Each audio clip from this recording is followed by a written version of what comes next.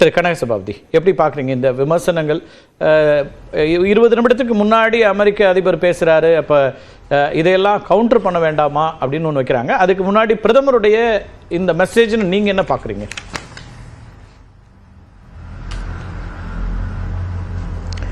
பிரதமர் மத்திய அரசினுடைய நிலைமையை தெளிவுபடுத்தி இருக்கிறார். அவர் ஒரு வார்த்தை சொன்னார், நியூ நார்மல் அப்படின்னு. நீங்களும் கூட குறிப்பிட்டிருக்கிறீங்க.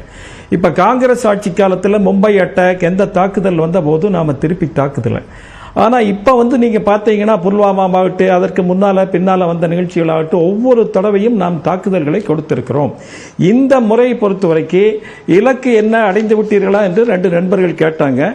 அதாவது இதில் 8 பேர் டெசிக்னேட்டட் டெரரிஸ்ட் இதில் கொல்லப்பட்டிருக்கிறார்கள். அதில் பார்த்தீங்கன்னா இந்தியா மட்டுமல்லாமல் யுனைடெட் நேஷன்ஸ், யுஎஸ், யூகே என்று டெசிக்னேட் பண்ணக்கூடிய அனைத்து பெரும்பான்மையானவர்கள் டெசிக்னேட்டட் டெரரிஸ்ட் அங்கே கொல்லப்பட்டிருக்கிறார்கள். அதில் பார்த்தீங்கன்னா அந்த அமெரிக்காவினுடைய ஜேர்னலிஸ்ட் ஒருத்தர் கொலை பண்ணி பேர்ல், அது இன்னைக்கு வரைக்கும் அவங்களாலையும் கூட செய்ய முடியாமல் இருந்தது, கொல்லப்பட்டிருக்கிறார்கள். ஆகவே 30 வருடங்களாக தேடப்பட்டு வந்த பல தீவிரவாதிகள், பயங்கரவாதிகள் இங்கே கொல்லப்பட்டிருக்கிறார்கள். நமக்கெல்லாம் தெரியும் 9 பயங்கரவாத முகாம்கள் அளிக்கப்பட்டிருக்கின்றன. அதில் ராவல்பிண்டியில் தலைமையகம், ராணுவ தலைமையகம் அளிக்கப்பட்டிருக்கிறது.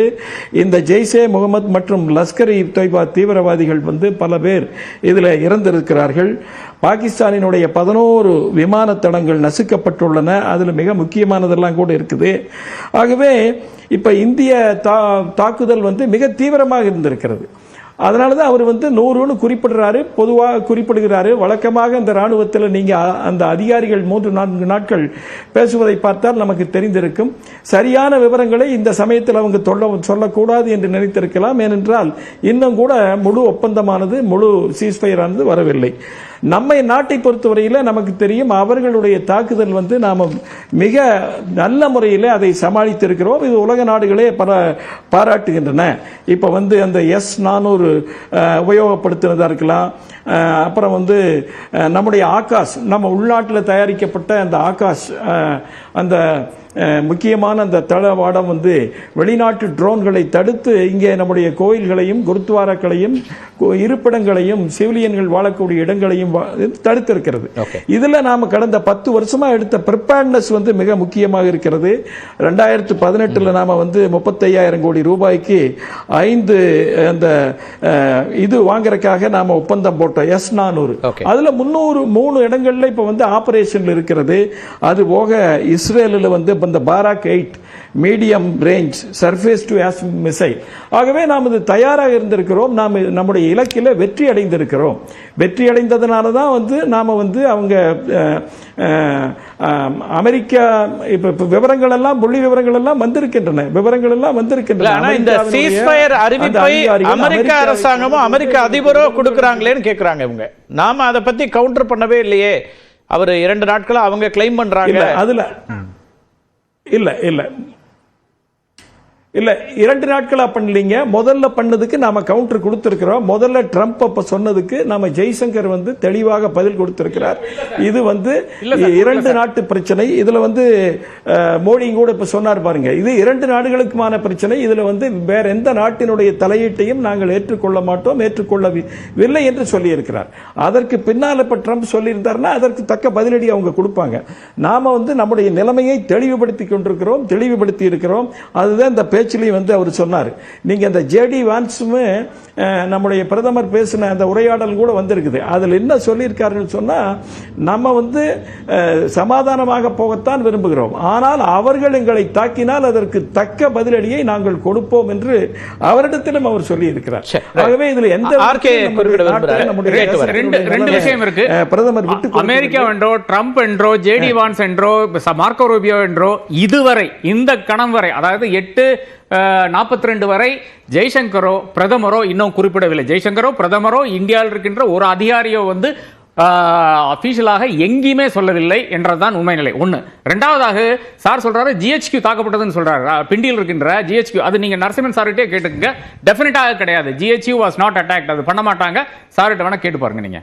ஓகே. பட் இவருடைய இதுலயே நம்ம முப்படை தளபதிகள் சொன்னதுலயுமே சார், நாங்க பாகிஸ்தானுக்கு உள்ள போய் தாக்கியிருக்கோன்றாங்க. இப்ப பிரதமருமா என்ன சொல்றாருன்னா, அவங்க எல்லையில தான் தாக்குனாங்க, ஆனா நாம பதிலடி கொடுக்கறதுக்கு நாம உள்ள போய் அவங்களுக்கு வந்து தாக்கிட்டு வந்திருக்கோம் அப்படிங்கறத சொல்லிருக்காங்க. அது நடந்திருக்கு தானே? இல்ல பாவல்பூர் ஆனாலும் சரி, பாக்கி இருக்கின்ற பல இடங்கள்லயும் நான் 200 கிலோமீட்டர் வந்து மிசைல் அனுப்பி தாக்கணும். அதுல மாற்றுக்கிறதே கிடையாது. அவங்களுடைய ஏர் டிஃபென்ஸ் ஆர்டிலரி வந்து ரொம்ப மோசமா இருக்கு, டிஃபென்சஸே ரொம்ப மோசமா இருக்குன்றது தெரிஞ்ச விஷயம் தான். ஆனா பிண்டி அட்டாக் அதுல தான் இவரும் சொன்னாரு. இப்ப 20% வந்து நரசிம்மன் சார் சொன்னார்ல, அவங்களுடைய ஏர்ஃபோர்ஸ்ல அல்லது அவங்களுடைய விமான படை அப்படிங்கிற இடத்துல இருந்து நம்ம ஒரு 20% அழிவை உண்டாக்கி இருக்கிறோம். இல்ல ராணுவத்தினுடைய ஹெட் குவார்ட்டர்ஸ் தாக்கி இருக்கோம் அப்படின்னாரு, அது தவறு என்று சொல்றேன். நான் பிண்டியில வந்து அட்டாக் இல்லன்னு சொல்றேன். ஓகே, ராவல்பிண்டியில அட்டாக் கிடையாது, ஜிஹெச்கியூல அட்டாக் கிடையாது. திரு கனக சகோதரி, எஸ் எஸ்.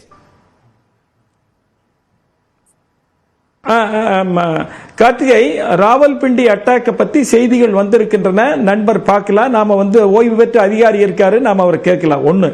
ரெண்டாவது வந்து ஜேடி வான்ஸ் பிரதமர் உரையாடல் வந்திருக்கிறது. நான் இப்ப அது எங்கேன்னு எனக்கு குறிப்பிடுத்திட்டு வரல. மூன்றாவது வந்து ஜெய்சங்கர் வந்து அதுக்கு பதில் சொன்னதான செய்திகளும் வந்திருக்கின்றன. நம்ம காவல்துறை, மன்னிக்கவும், ராணுவத்தில் ஓய்வு பெற்ற உயரதிகாரி, நான் படித்த செய்திகளை தான் நான் சொல்லுகிறேன். ரைட் சார், பேசலாம் சார். திரு நரசிம்மன், நீங்க குறுக்கிட விரும்புறீங்க? எஸ். நான் வந்து ஒரு 5 பாயிண்ட் இந்த இதுவரையிலும் நடந்த விவாதத்தை நான் கேட்டுட்டு இருந்தேன். ஒரு 5 பாயிண்ட் மட்டும் கொடுக்க விரும்புறேன். ரொம்ப ஷார்ட்டா கொடுக்குறேன். ஒண்ணு வந்து ஒரு குறிப்பீடு வந்தது, இந்த மாதிரி பப்ளிக் இன்ஃபர்மேஷன்ல வந்து நமக்கு வந்து என்னென்ன ஆப்ரேஷன்லாம் பண்ணாங்கிறத அடிக்கடி தெரிவிக்கல அப்படின்ட்டு. அது எப்பவுமே அப்படி தெரிவிக்க மாட்டாங்க. ஏன்னா அவங்க ஆப்ரேஷன் நடக்கும்போது அதை முடிச்சுட்டு அது முடிஞ்சதுக்கு அப்புறமா தான் அதுக்கு இன்ஃபர்மேஷன் கொடுப்பாங்க. அந்த அளவுல நம்ம அதை பார்க்கணும். ரெண்டாவது வந்து இந்த அமெரிக்க அதிபரை பத்தி நிறைய விவாதம் நடந்துட்டு இருக்கு. ஒண்ணு மட்டும் நான் சொல்ல விரும்புறேன். இந்த சீஸ்ஃபயருக்கு காரணம் வந்து 10ஆம் தேதி அன்னைக்கு பாகிஸ்தானோட டிஜிஎம்ஓ நம்ம டிஜிஎம்ஓட்ட பேசினதுக்கு தான் ஒரே காரணம். ட்ரம்ப் வந்து அவர் என்ன அதுல வந்து என்ன அட்வான்டேஜ் எடுக்க விரும்புறாரு, எந்த ஒரு தேசமுமே நான் வந்து ட்ரேடும் கூட பண்ண மாட்டேன்னு உடனே போரை நிறுத்த மாட்டேன். இது வந்து நம்ம எல்லாருக்குமே தெரிஞ்சிருக்கும். பாகிஸ்தான் அதிகாரிகளை நம்ம அதிகாரிகளை தொடர்பு கொண்டாங்க, அதுக்கு பிறகு நிறுத்தியிருக்கோம்னு சொல்லியிருக்கிறாரு. அதுதான் உண்மை. அவர் வந்து அட்வான்டேஜ் எடுத்துக்கிறதுக்கு முயற்சி பண்றாங்கிறது இருக்கட்டும். அதுக்கு வந்து பதில் சொல்லணுமா வேண்டாமா அதை நாம அப்புறம் பார்க்கலாம். மூணாவது வந்து has the objective been achieved? இது ஒரு கொஸ்டின் எப்பவுமே வந்துட்டு இருக்கு. 2 நாளா வந்துட்டு இருக்கு. இன்னைக்கு இல்ல, 2 நாளா வந்துட்டு இருக்கு. நம்மளோட அப்ஜெக்டிவ் வந்து பாகிஸ்தானோட டெரர் எஸ்டாப்ளிஷ்மெண்ட்டை அட்டாக் பண்றது. அதை நம்ம அட்டாக் பண்ணி ஒரு 100 டெரரிஸ்ட கொலை பண்ணியிருக்கோம், ஒரு 8 லீடர்ஸை கொலை பண்ணியிருக்கோம். அந்த அளவுக்கு வந்து நம்மளோட இது அச்சீவ் ஆயிடுச்சு. இதுக்கு அப்புறமா நாம என்ன பண்ணலாம்னு கேட்டா முழு விதமான ஒரு போரைத்தான் நம்ம பார்க்கணும். அதுல வந்து நமக்கும் பல விதமான ப்ராப்ளங்கள் வரும். ஏன்னா நம்மளோட பொருளாதார நிலைமை எவ்ரிதிங் வில் கோ டவுன். அதெல்லாம் பார்த்துட்டு மனசுல வச்சுட்டு தான் நாம இந்த மாதிரி ஒரு காரியத்தை செய்யணும். கவர்ட் ஆபரேஷன்ஸை பத்தி வரல அப்படின்னு ஒரு கம்ப்ளைண்ட் வந்தது. கவர்ட் ஆபரேஷன்ஸை பத்தி எப்பவுமே வெளில வராது. அது intelligence based operations, covert operation. அது வெளியில அதிகமா அதை பத்தி யாருமே சொல்ல மாட்டாங்க, பேச மாட்டாங்க. Water and blood cannot flow together. That is one thing which is very important. நம்ம 23ஆம் தேதி அறிவித்த இண்டஸ் வாட்டர் ட்ரீட்டியோட ஹெல்த் இன் அபேயன்ஸ் பொசிஷன் வந்து இன்னும் கண்டினியூ ஆயிட்டு இருக்கு. நாம வந்து அது பூரா தண்ணியை நம்ம நாட்டில் நிறுத்தி வைக்க முடியாது, அது எல்லாருக்குமே தெரியும். ஆனா அந்த ரிலீஸ் பண்ணக்கூடிய வாட்டரை டைம் சேஞ்ச் பண்ணாலோ அமௌண்ட் சேஞ்ச் பண்ணாலோ பாகிஸ்தானுக்கு பல விதமான பிரச்சனைகள் வரும். இதனாலதான் அது IWT ஒரு சென்சிட்டிவ் இஷ்யூ பாகிஸ்தானுக்கு.